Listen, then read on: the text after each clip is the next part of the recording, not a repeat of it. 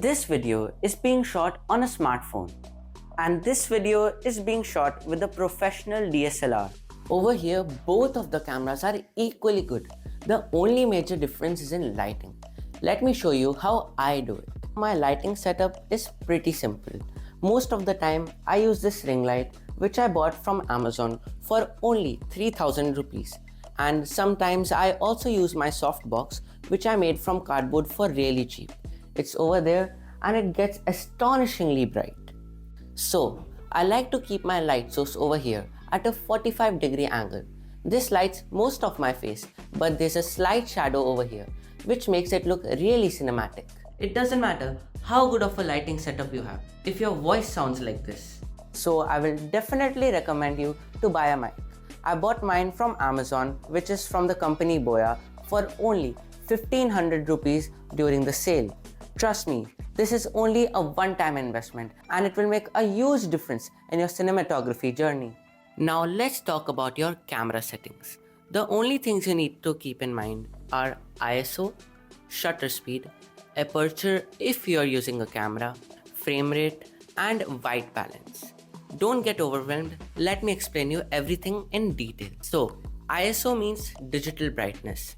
I recommend you to keep it as low as possible because if you increase it, your video will get grainy and the quality will decrease. The ideal ISO should be around 100 to 200 indoors. After that, let's talk about your shutter speed. So, there's a simple rule. If I'm shooting at 60 fps, my shutter speed should be double. So that means it should be 1 over 120. I suggest you to keep a frame rate of 60 fps because that's the normal frame rate at which our eye see and makes it look natural.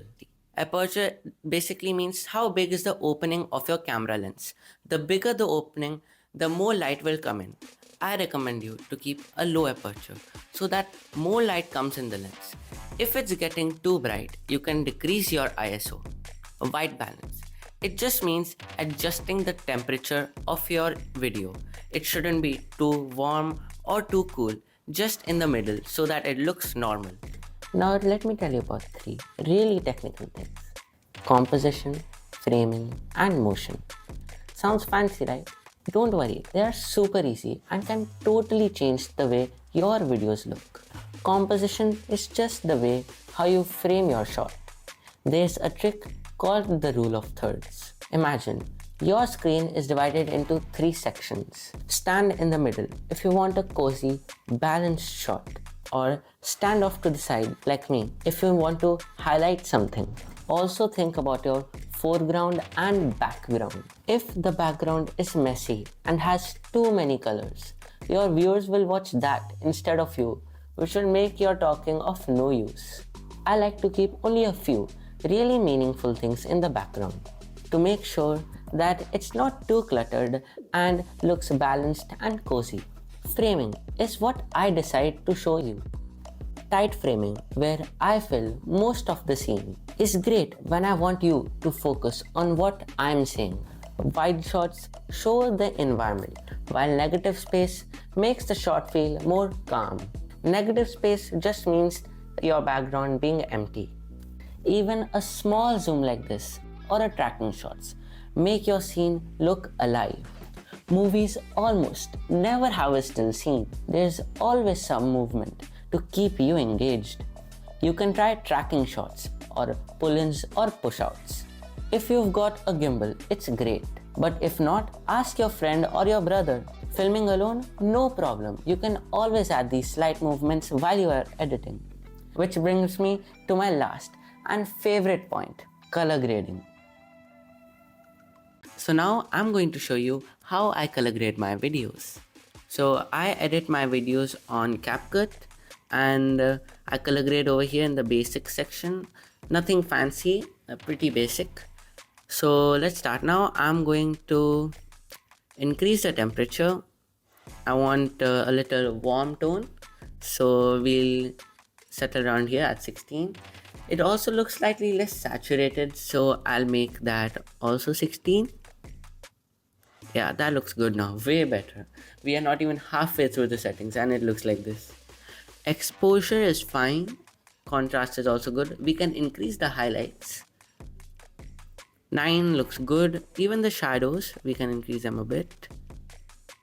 Yeah, there were a lot of shadows. Whites, we can decrease it a bit. -5 is good. And the blacks are good. Brilliance. I really love this setting because I like my videos to be a little bit dreamy, you know, those misty vibes. So I'm going to increase it a bit. Yeah, 21. Now it looks so good. Let me show you full screen. It looks really good now. So this is how it's looking now, and this is how it was looking before. Huge difference.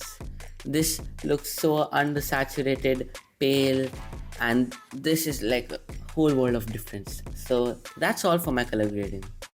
So that's all for this video. I hope you enjoyed it and have more ideas now how to make your videos look more cinematic.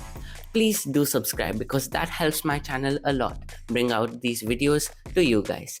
Thank you and see you in the next video. Bye.